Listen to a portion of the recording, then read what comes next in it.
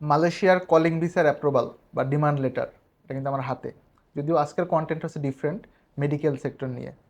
Medical sector হচ্ছে medical কোন procedure হবে, টেস্ট মেডিকেল করে আপনি যেতে পারবেন, নাকি গতবারের মতো এফডব্লিউসিএমএস থেকে স্লিপ উঠবে, মাইগ্রাম স্লিপ, দেন ওই নির্দিষ্ট মেডিকেল সেন্টারে আপনার মেডিকেল করতে হবে। ভিডিওটা শেষ দেখলে মোটামুটি একটা ধারণা ট্রাই করবো, হোপফুলি যারা ভবিষ্যতে বা এই কলিংয়ে মালয়েশিয়াতে যাবেন আপনাদের উপকার আসবে। হ্যালো এভরিওয়ান, আসসালামু আলাইকুম। রাকিব খান ফ্রম টিগল, welcome to another new video. দেশ এবং দেশের বাইরে যারা আমাকে দেখতেছেন, আশা করি সকলে অনেক অনেক বেশি ভালো আছেন। যারা সাবস্ক্রাইব করছেন 65,697 পিপল, আপনাদের প্রতি অনেক বেশি কৃতজ্ঞতা এবং ভালোবাসা। আমার জন্য দোয়া রাখবেন, অবশ্যই আপনাদের অনেক বেশি দোয়া থাকলো। যারা দেশের বাইরে থেকে দেখেন, দ্যাট মিনস প্রবাসী আছেন, আপনাদের প্রতি হচ্ছে ডাবল সালাম। আপনাদের অনেক মূল্যবান সময়ের মাঝখান থেকে মানে সময় বের করে যে আমার ভিডিওসগুলো দেখেন, এটার জন্য আমি আসলেই অনেক বেশি কৃতজ্ঞ। বিশেষ করে যারা মালয়েশিয়া থেকে দেখতেছেন, রিগার্ডিং দিস একটু কমেন্টস করবেন। গত ভিডিওতে অনেকে কমেন্টস করেছেন, অ্যান্ড ইনশাল্লাহ আমি হয়তো 2 মাস পরে এগেন মালয়েশিয়াতে আসতেছি। এইবার 3 দিনের জন্য যাব। সো অনেক প্রবাসীর সাথে হয়তো দেখা হবে ইনশাল্লাহ। আপনাদের সাথে এইবার গিয়ে একটা শর্ট ভিডিও হলো বানাবো। আর নাজমুল ভাই রেডি থাকেন, আমি আসতেছি খুব সুন, আপনাদের আমি ফোন দিয়ে কথা বলবো। এইটা হচ্ছে আপনার একটা প্লান্টেশন সেক্টরের অ্যাপ্রুভাল। এখানে 150 জন লোক লাগবে।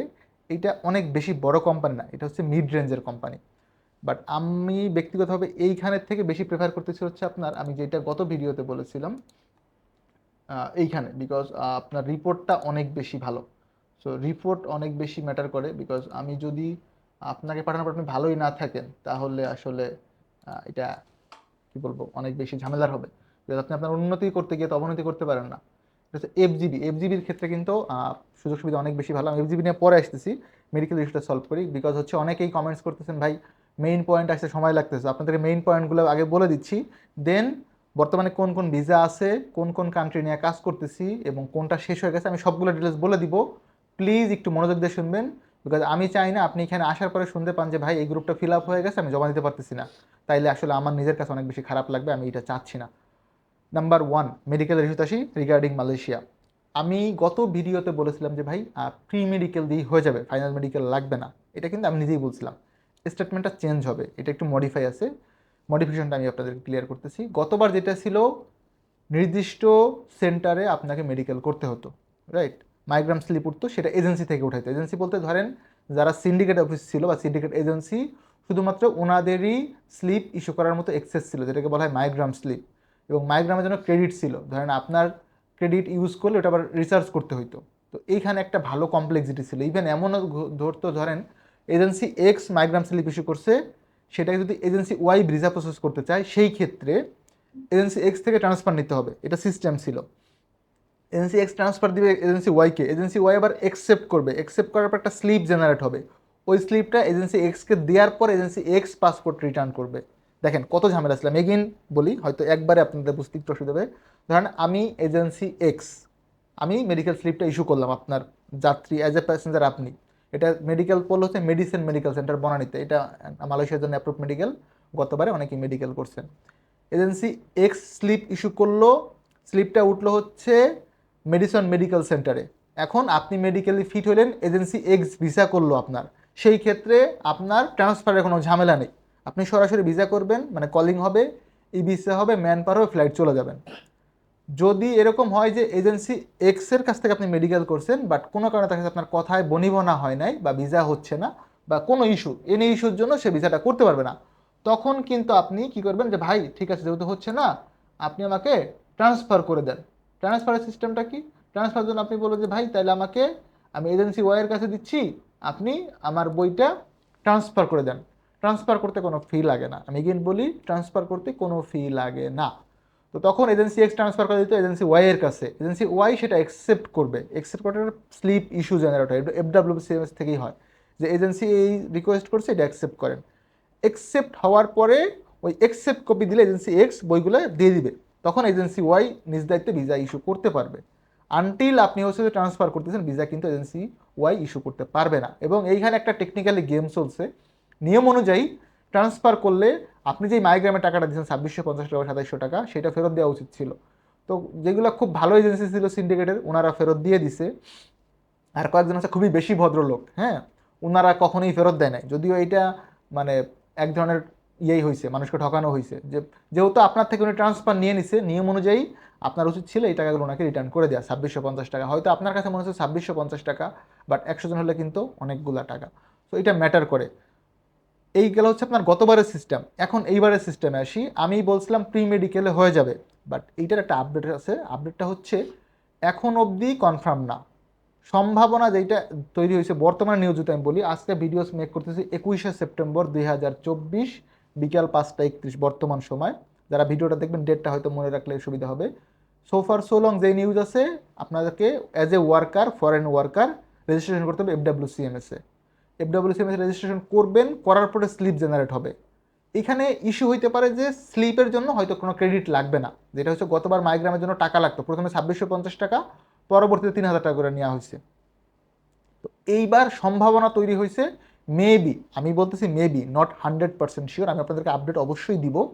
সম্ভাব্য মাইগ্রাম স্লিপ ইস্যু হবে, সিস্টেমেটিক স্লিপ যেটা, বাট পেমেন্টটা হয়তো বা নাও লাগতে পারে। আমি এগেইন বলি হয়তো বা নাও লাগতে পারে, এবং আমি খুব খুশি হব ব্যক্তিগতভাবে যদি পেমেন্ট না লাগে, বিকজ 3000 টাকা অনেকগুলো টাকা। এই টাকা না লাগলে আমাদের ওয়ার্কার ভাইদের মেডিকেলটা আরও কম কষ্টে হবে। স্লিপ জেনারেট হবে যেই সেন্টারের নামে, আপনার ওই সেন্টার থেকে মেডিকেলটা করতে হবে। আমি এগেইন বলি, ধরেন আপনার স্লিপ ইস্যু হলো মিম মেডিকেল সেন্টার, বা আপনার স্লিপ ইস্যু হলো মেডিসন মেডিকেল সেন্টার, অথবা স্লিপ ইস্যু হলো স্ট্যান্ডার্ড মেডিকেল সেন্টার। যেই স্লিপের মানে যেই সেন্টার নামে স্লিপ জেনারেট হবে FWCMS থেকে বা সিস্টেম থেকে, আপনি সরাসরি ওই সেন্টারে গিয়ে মেডিকেল করবেন। মেডিকেল ফিট হওয়ার পরে এজেন্সি পাসপোর্ট কালেক্ট করে। মালয়েশিয়ার ক্ষেত্রে গত কলিংয়ে যেটা হয়েছে, মেডিকেল করলে কিন্তু পাসপোর্ট রেখে দিত, কোনো পাসপোর্ট ফেরত দিত না। সৌদি আরবের ক্ষেত্রে মেডিকেল করলে আপনাকে পাসপোর্ট মেডিকেল সেন্টার থেকে ইনস্ট্যান্ট ব্যাক করে দিবে। বাট ফর মালয়েশিয়া ওই এজেন্সির কাছেই পাসপোর্টগুলো হস্তান্তর করা হয়তো। সিস্টেমেটিক হইলে একটা সুবিধা হবে, সুবিধাটা হচ্ছে আপনি রিপোর্টটা অনলাইনে গিয়ে ডাউনলোড করতে পারেন। সাপোজ আপনি যদি মেডিসনের মেডিকেল করেন, মেডিসনের মেডিকেল রিপোর্টের পোর্টাল আছে, আপনি ঘরে বসেই রিপোর্টটা নিতে পারবেন, যেটা টেস্ট মেডিকেলে সম্ভব না, কারণ টেস্ট মেডিকেলের সার্ভারগুলো এত আপডেট না, ওরা এইটা করতে পারবে না, এটাতে অনেক ক্যাচাল হবে। দেখেন এই যে মেডিসন মেডিকেল সেন্টারের সার্ভার, এখানে গিয়ে আপনি ডাউনলোড মেডিকেল রিপোর্টে গিয়ে ক্লিক করবেন, ক্লিক করে আপনার পাসপোর্ট নাম্বারটা দিলে মালয়েশিয়ার মেডিকেল রিপোর্ট দেখেন, এখানে স্টেপ বাই স্টেপ আছে। মালয়েশিয়া, সিঙ্গাপুর, ওরা দুইটা দেশেই অ্যাপ্রুভ, অন্য দেশ কিন্তু ওরা অ্যাপ্রুভ না। এখন অব্দি ওদের সিস্টেম বোধহয় অফ করে রাখছে ওরা, বিকজ হচ্ছে যে মালয়েশিয়া অফার পরে ওদের মেডিকেল ওরা করে না সিস্টেমেটিক ওয়াইজ। আমি দেখতে পাচ্ছি যে এখানে পাসপোর্ট নাম্বার দেওয়ার অপশনটা আসতেছে না, বাট যখনই মালয়েশিয়া ওপেন হয়ে যাবে, এখানে পাসপোর্ট নাম্বার দিয়ে আপনি মেডিকেল রিপোর্টটা ডাউনলোড করে নিতে পারবেন। ইভেন এখন অবধি কোনো সেন্টার অফিসিয়ালি মালয়েশিয়ার মেডিকেল স্টার্ট করে নাই আজকের তারিখ অবধি। হ্যাঁ, আগামীকাল সকালে করতেও পারে। আমি যখন ভিডিওস মেক করতেছি এই টাইম অনুযায়ী কোনো সেন্টার অফিসিয়ালি মেডিকেল এখন অবধি স্টার্ট করে নাই। প্রি মেডিকেল আপনারা তারাই করবেন যারা এর আগে কখনো দেশের বাইরে যান নাই। আপনার যদি কনফিউশন থাকে যে ভাই আমার টেস্ট করে দেখা উচিত, আমার কোনো প্রবলেম আছে কিনা, সেই ক্ষেত্রে আপনি করতে পারেন।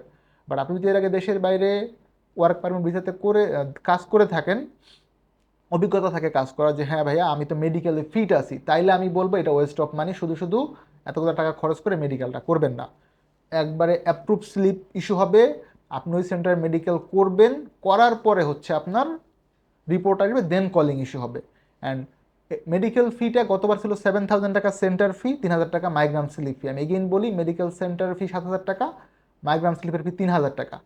এইবার সম্ভাবনা যেহেতু তৈরি হয়েছে স্লিপের ফিটা লাগবে না, কস্টটা কমে গেল। এখন মেডিকেল সেন্টারের ফি যেহেতু সিন্ডিকেট নাই, আমরা এক্সপেক্ট করি কমায় দেওয়া উচিত। এখন কত হবে সেটা ডিসাইড হয় নাই, অথরিটিরা বসবে, ডিসাইড হবে। ইনশাল্লাহ আপনাদেরকে আমি ডেফিনেটলি জানাবো। এবং আমি এগেইন মানে গত বলছি আগে, এখনও বলতেছি এগেইন, যখনই শুরু হবে মেডিকেল আমি তো স্লিপ পাবো, আপনাদেরকে স্লিপ দেখাবো, কোন সেন্টারগুলোতে হচ্ছে, কত টাকা ফি লাগতেছে, আমি প্রত্যেকটা জিনিসের আপডেট দিব। সেই জন্য আপনার যেটা করতে হবে, রিকোয়েস্ট থাকবে, যদি আপনার এই ব্যাপারগুলো জানতে প্রয়োজন হয়, প্লিজ আমাদের চ্যানেলটা একটু সাবস্ক্রাইব করে রাখবেন, আমরা আপনাদেরকে সবগুলো আপডেট দিব। এগেইন বলি প্রাইমারি মেডিকেল এই মুহূর্তে নির্দেশনা অনুযায়ী ভিসা হবে না, আপনাকে system generated, that means FWCMS বা ইপ্যাক্সের স্লিপ ইস্যু হবে, ওই সেন্টারে গিয়ে মেডিকেল করবেন, মেডিকেল ফিট হবেন, দেন কলিং মানে অনলাইন হবে, তারপরে কলিং ইস্যু হবে, দেন ভিসা হবে, তারপরে ম্যান পাওয়ার হবে। আমি সম্ভাব্য একটা ধারণা বলি, বাংলাদেশ থেকে ধরে রাখেন ডিসেম্বরের ফার্স্ট উইকে একটা সম্ভাবনা আছে ফ্লাইট হওয়ার, এই কলিংয়ে নতুন অ্যাপ্রুভালে ডিসেম্বর নাগাদ হয়তোবা প্রথম গ্রুপের ফ্লাইট যাবে বলে আমি এক্সপেক্ট করি। অ্যান্ড আজকে 21 তারিখ, ধরেন আগামী 10 দিন ধরে রাখলাম সর্বোচ্চ, এর মধ্যে মেডিকেল ইস্যু স্টার্ট হয়ে যাবে, কোন সেন্টারে হচ্ছে, কত টাকা ফি লাগতেছে, ইচ অ্যান্ড এভরি ডিটেলস আমি আপনাদেরকে শেয়ার করব। আমরা যেটা বলতেছিলাম এফজিভি, এফজিভির জন্য আমরা অলরেডি পাসপোর্ট সাবমিশন নিচ্ছি। আজকে আলহামদুলিল্লাহ বেশ কয়েকজন সাবমিট করে গেছে। অ্যাভারেজ টাইম ধরে রাখেন 3 মাস। মালয়েশিয়ার ক্ষেত্রে এই মুহূর্তে শুধুমাত্র প্লান্টেশনের জন্য সাবমিশন নিচ্ছি আমরা। ডকুমেন্টস আছে ভাই, অ্যাপ্রুভাল হওয়ার পরেই বইয়ের কথা বলতেছি। এবং এইটার জন্য হচ্ছে আপনার বেসিক স্যালারি 1500 রিঙ্গিত, থাকা কোম্পানির, খাবার নিজের, 8 ঘন্টা ডিউটি, ওভারটাইম পাবেন। প্লান্টেশনের কাজ মোটামুটি হার্ড, সাপ কাটাকাটির কোনো ইস্যু নাই। অনেকে কমেন্টস করছে ভাই জঙ্গল, কয়েকজন বলছে মালয়েশিয়াতে কাজ নাই। তাহলে ভাই আপনি যে বসে আছেন ব্যাক চলে আসেন দেশে, আপনি কিন্তু আসতেছেন না। সো নেগেটিভিটিটা না ছড়ানোর রিকোয়েস্ট থাকবে, বিকজ আপনি এখানে আসেন বা গেছেন অবশ্যই এটা বুঝেই গেছেন, রাইট? সো কয়েকজন আছেন যারা পুরো জিনিসটাকে নেগেটিভ করার ট্রাই করেন, এইটা আমি রিকোয়েস্ট করবো না করি। ডেফিনেটলি যদি আমার কোনো ভুল হয়ে থাকে বা আমি কিছু ভুল বলে থাকি, আপনি আমাকে উইথ প্রুফ ডকুমেন্টসগুলো দেন যে ভাই এইটা আপনি করছেন, এইটা আপনার ভালো লাগে না। যদি আমার ভুল হয়ে থাকে সেটা জন্য আমি ডেফিনেটলি সরি বলবো, পাশাপাশি আমি নিজেকে শুধরাই নেব। কিন্তু এমন কিছু বলে না যেটা আসলে পৃথিবীতে এক্সিস্ট করে না, বিকজ সত্যির জয় end of the day always হবে। এগেন বলি, এফজিবির জন্য আমরা পাসপোর্ট সাবমিশন নিচ্ছি ফর প্লান্টেশন ওয়ার্কার। টাইম হচ্ছে টোটাল 3 মাস, বাট আমরা এক্সপেক্ট করি 2 মাসের মধ্যে আপনি কলিং ই ভিসা হাতে পেয়ে যাবেন। সেক্টর প্লান্টেশন, স্যালারি 1500 রিঙ্গিত, থাকা কোম্পানির, খাবার নিজের, 8 ঘন্টা ডিউটি, 2 বছরের এগ্রিমেন্ট, বাট আপনি অ্যারাউন্ড 10 ইয়ার্স থাকতে পারবেন। অফিস অ্যাড্রেস যদি কারো লাগে, Alfaihan overseas services, RL1846, location H79, block G, Chairmanbari, Banani, Dhaka. বাংলাদেশের যে কোনো প্রান্ত থেকে আপনি গুলশান বনানীর নাম বললে সবাই চিনে। বনানীতে আসবেন। আমি এগেইন বলি, আমি মোবাইলটা আমাদের খুব কম রেসপন্স হয়, এটার জন্য আমি পার্সোনালি সরি, বিকজ অনেক প্রেশার আছে আমরা পড়াশোনা এবং মালয়েশিয়ার কাজ নিয়ে। বনানী চেয়ারম্যান বাড়ি আসবেন, বনানী চেয়ারম্যান বাড়ি। এখানে 4টা ফুটওভার ব্রিজ আছে, একটা আছে সেতু ভবনের সামনে, সেকেন্ড হচ্ছে বনানী চেয়ারম্যান বাড়ি। এখানে দেখবেন একটা বড় বিল্ডিং আছে লাভেলোর। এবং আরেকটা সুবিধা হচ্ছে এলিভেটেড এক্সপ্রেসওয়ের যেই ওঠার যেই রাস্তাটা, আমি এগেন বলি, এলিভেটেড এক্সপ্রেসওয়ের যে মানে ওঠার যে স্পেসটা, বনানীর যে সিগন্যাল বা টোল প্লাজা, এটার সাথেই একটা ফুটওভার ব্রিজ, এটাকে বলে চেয়ারম্যানবাড়ি ফুটওভার ব্রিজ।